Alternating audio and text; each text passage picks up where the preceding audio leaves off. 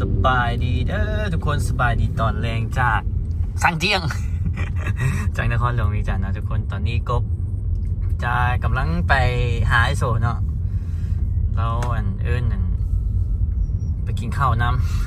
ำ จะเข้าไปเนาะแต่ตอนนี้กบอยู่สังเจียงทุกคนนี่ปั่นเมืองจีนเนาะจะทายให้ทุกคนเบิ่งเลยนี่คือเมืองจีนเลยนะนี่โอ้โหพุ่นแสงสีเสียงมาเต็มเนาะอันนี้แม่นอย่างสโมสรสากลที่สโมสรป่านนี้แล้วก็อ่านมีเนาะภาษาจีนทุกคนซ้ำเมืองจีนแหละสังเจียงนี่เบิ่งทึดๆเนาะคนปาติโทแฮมบอป้ายอย่างจะเป็นสีแดงทุกคนเพราะช่วงนี้มันกบบ่ฮู้ว่ากุดจีนมือใดเนาะแต่ช่วงนี้แหละเพราะว่าพุ่นน่ะเข้าไปในพุ่นน่ะอันนี้ทางในสังเชียงทุกคนบอกกับที่ไอ้นักกินเย็นบางคนป้าติโถฟิลเดียวแบบอันนั้นเลยได้นี่คือกบก็บ่เคยไปจีนดอกเนาะเอากับเบิ่งอยู่ในคลิปนั่นแหละก็น่าจะสไตล์นี้เบิ่งน่ะสีแดงเหลืองป้ากบบ่ได้มากลางคืนเนาะทุกคนมากลางคืนแล้วป้าติโถป่านเมืองใหม่เสียงลงป้ายสีแดงโอ้โหพิลึกเนาะทุกคนเนาะอันนี้น่าจะเป็นไชน่าทาวน์ สังเจียงเนาะโซนเมื่อกี้นี่เป็นโซนไชน่าทาวน์เลยได้นี่ไปเดี๋ยวขับรถก่อนไปเจอกันอยู่บ้านมินเนาะทุกคนไมมินไปsee you there เจอกันอยู่พุ่นเนาะฮอนแล้วทุกคนนี่ตัวตึงสารวัตรก็ปล่อยเพลงใหม่วะผู้ใดก็ปล่อยเนาะครับไปฝากฟังเลยเด้อเพลงแจ็คซื้อเพลงอย่างวะเด็กตายเอ้าไม่คิดว่าบีทใหม่วะบีทใหม่บอกแมนบักแฮวมันเฮ็ดให้ใหม่ตื่นแจ็คกับเฮ็ดเพลงอ่ะบีทใหม่ใส่ฟังมึง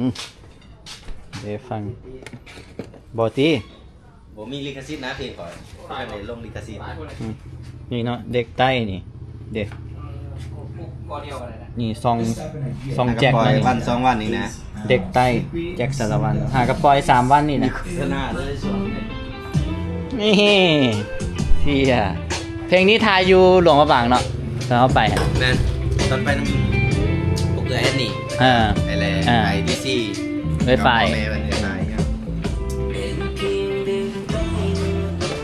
แบงกับปล่อยเพลงใหม่ได้เนาะให้ว่าแบงปล่อยเพลงใหม่ก็กันสิปล่อยลองก็คือว่าซ่อมเป็นยังไงวิวไปปะล่ะพูดแต่กับปล่อยเพลงเนาะแฮวกับปล่อยมันก็เลยปล่อยนะฮะให้กับปล่อยกันปล่อยเพลงปล่อยไหนวันนี้ไอโซซีเฮ็ดเฮ็ดยังก็สลัดแซลมอนก้อยปลาแซลมอนเอาเชี่ยมีดองอยู่อ่ะนี่ดองให้มินหยาลูกยาโอ้ลูกคนที่2ว่ะแมนเชี่ยลูกสาวอยากกินแต่แนวแพงลูกสาวเอาไปเบิ่งเลยสิบ่น่าจะลูกสาวมิ้นแพงคนนี้แพงทองน่าจะ4 เดือนปลายมื้อนี้4 เดือนแล้ว4 เดือนปลายเอ้าไวเว้ยเอาอีก5 เดือนเดือนนี้เดือน1มันเดือน7 เดือน2 3 4 5 6 7 8ประมาณเดือน7 เดือน8เสียมีช่วงหน้าฝนก้อยแซลมอนเนาะสูตรไอโซไม่ได้กินดนเดี๋ยวมื้อหน้าบักเพิ่งเด้อเพิ่งมันอยากกินซอยจุมื้อหน้าจังนั้นกันมันละถามว่ามองขาซัดอยู่ไสว่าอยู่ดงกำสร้างอ่ะดิโอ้บ่ฮู้ไว้ก่อนแม่นเฮาขนาดเฮาอยู่หั่นเฮาก็บ่ฮู้คือกันก็เลยว่าเราจะมื้อหน้าเราไปสตูเอาทั้งบ่เอาอันนั้นสิว่ะตัวลืบหนังมันเบาอ่ะได้บ่บ่นะเฮ็ดให้มันซอยตัวน้อยที่สุดเสียบไอโซแตงเนาะไอโซแตงกบก็อยากปล่อยเพลงคือกันแหละทุกคนแต่ว่าช่วงนี้ก็คาเนี่ยยังบ่ทันอันนั้นเนาะพาวปล่อยต้องการสปอนเซอร์อย่างเพลงทุกคนเพลงกับ GX2 เพลงใหม่ผู้ใด จะเป็นสปอนเซอร์กับเขาได้เนาะทุกคนก็กระเฮ็ดเพลงเด็ดปล่อยไปโดนก่อนงอดเดือน2แล้ววันที่ท้ายเดือน1เนาะวันนี้สิท้ายอีดีเดือน2ต้องท้ายโซแตงกินเนาะอันนี้เพลงแบงค์เนาะทุกคนเนาะโปรโมทเพลงในตีล่ะโอ้เพลงใหม่กะโปรโมทในตี ทายโดดอะไรบ่อยๆมาร้องเบิ่งมาซ่องเพลงใดเลย เพลงอย่างเนี่ยวะ โอ้ย ไอ้ทุนนี่นะเขียนให้เขาเลยนะ เอาโทนี่เป็นคนปล่อยมาดิ เขา โอ้ยตายแบงค์เลยคำลาแบงค์ JM เนาะนี่เนาะซองแบงค์ JM แบงค์ธนาคาร BNK JM เพราะว่าที่กำลังเทเพลงแบบเฮิร์ทสุดๆเลยลองซ่องก่อนแบบเพลงไหน แมนเฮิร์ตตี ลองเฮิร์ท เดี๋ยวไว้ไปเฮิร์ตกับทีเจมพูดนะ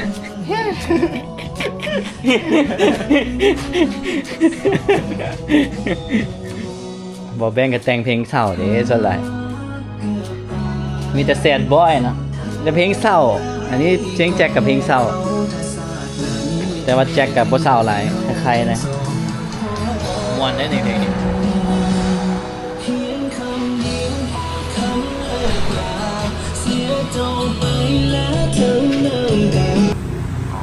บอยแซลมอนกินจีเจ็ดนอ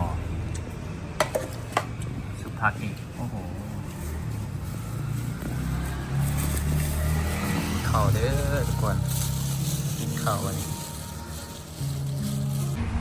ข้าวข้าว ให้พี่แจ๊คกินข้าวเอากลับแหละ ครับยังนอนอยู่ เอาอ่ะเอาพี่แจ๊คอยู่นี่แล้วอ่ะโอ้เราไปหับแฟนเราที่สัน แกงกระดูกหมูตัวนี้ แกงหมู แกงดุกหมูใส่มะเขือ เอาเลยเนาะ เข้าไปถ่ายโชว์กันคักนี่ก็คักเลยนี่ยำแซลมอน ครับซีนคำหนึ่ง บอดี้ทุกมีแฟตนะทุกคนนี่ไม่อย่างเจียวอย่างนี้ ป่า เจียว เซเว่น โอ้ป่าเซเว่นเอาสุภาพไป ซุปผักแม่เท่านี้ สุภาพก็ไม่ได้กินโดนคักเลยโอ้ยเดินมาเมื่อยๆโอ้แค่วเจ๊สันมันคือวันแล้วเทบานแล้วตอน10 โมง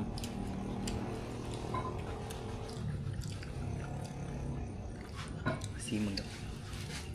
ซีก่อนสุภักหลวงพระบางเนี่ยเนาะ ซุปตามึงรวง ครับเซฟไอโซเห็ด มีของกันทุกคน กินข้าวด้วยกันเนาะ มาสลองทรงผมใหม่ โอ้จงผมใหม่ นี่ไอ้ตัดสัน เมื่อใดคือว่าทายเพลงอยู่นะบางเวียงเมื่อใดที่ปล่อยไอโซ เนาะมาที่14เอาลงเป็นอัลบั้มเลย เขาลงเป็นอะไรเจอพี่สิบปอยปากเซ่ก่อน อือฮึ ปากเซ่แบบแป้งอายแล้วตัวแม่น้ำหา กินข้าวเนาะมืดหน่อยหนึ่ง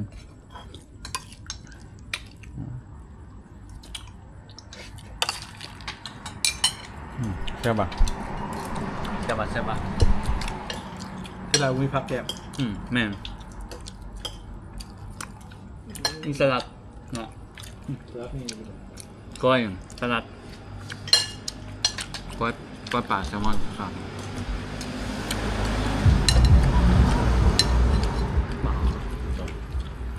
มีแกง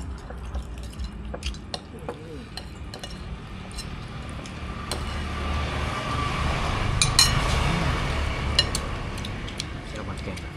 แซ่บ ตู้พักได้เหมือนไหนยังกินเลยแจ่ม เอาพวกแห้งประมาณใช่ป่ะ ได้บาทเลย คือบ้านอะไรพี่ครับพี่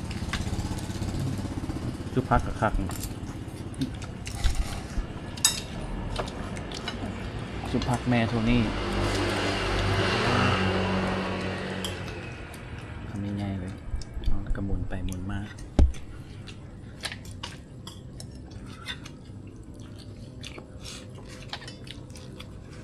ซื้อนอนไหวเหรอ หน่อยเลย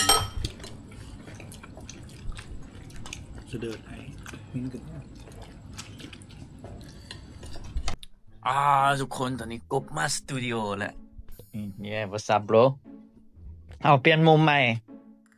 คือเปลี่ยนมุมใหม่สิ มุมนั้นเพลงบ่ดังได้เห็นมุมบางทีเพลงมัน โอ้ จะดัง อยู่กับเฮลเนาะเพราะแต่ตั้งข้างจังซี่ก็ดีขึ้นเด้ มันฝากมีเสียงมันนี้ ฮะ ฝากมีเสียงมันบ่ซับ โอ้ ก็เลยต้อง ฝากนี่มันซับก่อน แม่นใส่ก็ได้แต่ว่าบ่ได้ใส่ก็ได้จ้ะเปลี่ยนมุมซะครับมุมเก่าตลอดมันน่าเบื่อเด้เฮ็ดเวียกมันก็น่าเบื่อ เหมือนกับเวลาถ่ายข้างหล่างมันแบ็คกราวด์ตัวนี้มันงามกว่า นี่ว่ะ แม่นนี่ เนาะ มันสิมีแสงเหมือนที่ลงมางาม เอ้าจะคือบ่เอาไฟ เปลี่ยนไฟเอา ไปจ้ะ ก็หมายว่าแสงมันงามกว่าบ่แล้วคือบ่เปลี่ยนไฟตัวนี้มาใส่นี่ บ่ใส่ไอซีตัวนี้ก็มีแล้วแต่ว่าถ่ายแบ็คกราวด์ซื่อเวลาถ่ายทางนี้แบ็คกราวด์มันลงหมด ความหมายว่าเบิ่งไปฟังนี่มันกว้างโพด แม่น แล้ว ฟังนี่งามก่อน ก็อีหลีเด้งามก่อนมัน สิเอาหูมาหอยจะนี่วะเนี่ยหูไปตูหูไปนั่น เออ อันนี้ โมนี่เนี่ย แม่โมนี่ อืม ฝั่งนี้นะจะหู หูปานนั้นติ ขอบใหญ่ตรงซุปหน้า แม่นเด้เนาะตรงโซฟานา เอาไปซื้อเนาะบ่ได้หอยเอาเบิ่งมันอันนี้กว่าสบายตา เพราะแต่ท่านตั้งกล้องนี่นะนั่งอยู่ที่เนี่ยมันคักก้อนนี่ แม่นมั คือตัวนี้มันโล่งโพดเด้ใช่ป่ะมันโล่งไกล แม่น ๆคือสินี่โอเคก้อนนี่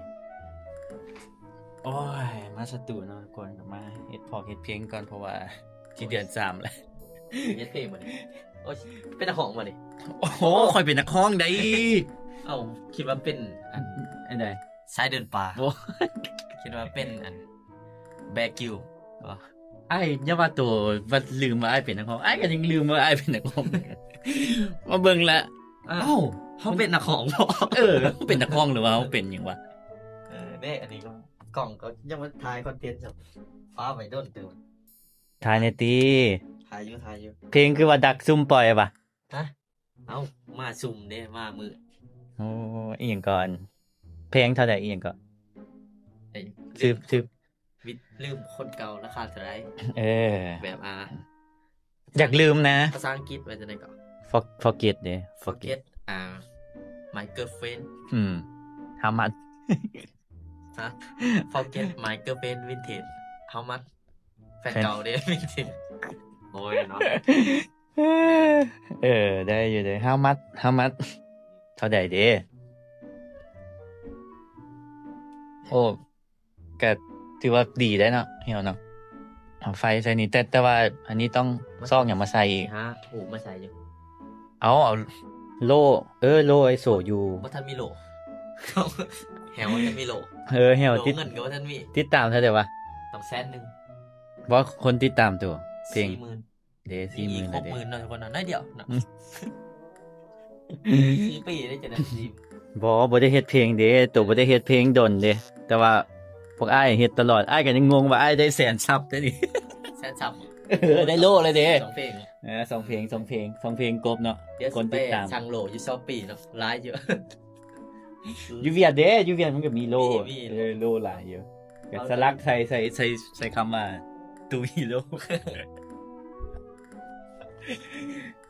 เสียนี้แล้วกองเติมมากมานี้ ฮู้บ่เป็นหยังคืออยากเฮ็ดเพลงเพราะว่ามื้อนี้นี่อยู่ในห้องอะนะแล้วไขตู้ออกไปแล้วไปเจอโล่เงินตัวเองติดตาม100,000อ่ะนะก็เลยเชี่ย เอาไป กู ขาย ก็เลยว่าเชี่ยกูเป็นนักร้องนี่กูต้องเฮ็ดเพลงก่อน แต่งเพลงก่อน คนติดตามเป็นแสนแล้วก็เลยโอ้บ่ได้แล้วกลับมาเฮ็ดเพลงแม่น หากรู้ว่าช่วงนึงมันเมิดไฟเดี๋ยวเฮ็ดเพลงเดี๋ยว คือว่าเขาปลาดังไฟอยู่มองเมิดไฟจังได คนละไฟนั่นแหละ มื้อนี้ไปใช้ไปหาก่อยวะ บ่ได้ไปกินข้าวก็ไปโซนะอันนี้คลิป ถ่าย สอง คอยคลิปกับมาก่อน เมื่อวานไปติ โอ้ผมมีเวลาด้วย เนาะแม่น เฮ็ดเพลง ทุกคนเดี๋ยวเฮ็ดเบียร์ก่อนเนาะเฮ็ดเพลงก่อนเนาะทุกคนอย่าลืมไปติดตามเด้อ KNP เป็นของวะ KNP Official ทุกคน เออ ถ้าฟังเพลงใหม่นะทุกคน เพราะว่า FC อะก่อยเขามาเบิ่งหลายได้ แม่นวะ แม่นติดตามใหม่เด้เอาอีหลี อ่ะ แม่นไปทายกับอาก่อยเบิ่งแม่นยอดวิวอ้ายปกติ400วิว500วิว ขึ้นพันเนาะ อันนี้ 4-5,000ได้ แม่นเนาะโอ้ฝากเนื้อฝากตัวในเด้อ FC อาก้อยเนาะไปที่เบิ่งได้ก็อันอย่าลืมรีโฟร์คลิปนี้เนาะ รีโพสต์รีโพสต์รีโพสต์ รีโฟร์ รีโพสต์รีโพสต์ อย่าลืมรีฟอร์ดคลิปนี้เนาะ เอาบ่แม่นเลยว่าบ่แม่นเว้ย อ้าว นั่นแหละ มีเพลงไลฟ์บ่นี่ใช่ไหม หลายเพลงอยู่บ่ได้อัดเถอะ ชิปเพลงบ่ โอ้คันนับดีนี่7ได้ 7ว่า เพลงเฮาก็6 เพล ปี ง แล้ ละ วเด้ 10,000แต่70,000เด้ ก็อันนี้ค่าเฮ็ดเพลงเด้ แน่เนาะอย่าบอกซะที่เจ้าข้าสิขึ้นมาคนรวย 10,000กีบ 10,000เก็บ 50เซนเด้ โปรดิวเซอร์นี่เฮ็ดเพลงเอาเป๊ปซี่มาแหลกแล้วเนาะเพลงหนึงเป๊ปซี่ตุกหนึงสบาย ได้อยู่ อุ้ยยังนักสตูกับ14แล้ว เด้ตัวบ่ไปกินข้าวพากันกินแซลมอน ได้บ้านมื้อนี้ได้บ้านกับกูตะเกียบ โอ้เอาเจอกันคลิปหน้าทุกคน อ้าวปิดคลิปล่ะ เอาปิดแล้ว เอ้าคือค้ากับเปิด บ่ปิดแล้ว ใครได้นี่ ใช่แต่บ้านได้โซมา โอ้แม่นบ่ มันมินแหละมันมิน อ่า เจอกันนะทุกคนคลิปหน้า อย่าลืมเนาะทุกคนเนาะฝากติดตามหน่อยเด้อ2แถว VVK Vlog เนาะอย่า อ๋ ลืม อเดี๋ยวขึ้นให้ไปครับ ไปที่เบิ่งอย่าลืมรีฟอร์ดคลิปนี้ รีโพสต์เหรอซะแบบ เออ รีโพสต์แบบคืออยู่ใน TikTok เออรีฟอร์ดนี่มันบ่ดีเลยเนาะ รีโพสต์บ่ดี โอเคเอา ถ้ารีเทิร์นนี่ก็ดีอยู่ โอ้รีเทิร์นบ่ได้เขาบ่กลับมา เอาทุกคนเจอกันคลิปหน้าทุกคนบ๊ายบาย See you บ๊ายบาย see you See you tomorrow next คลิป นะอย่า yeah บายทุกคน bye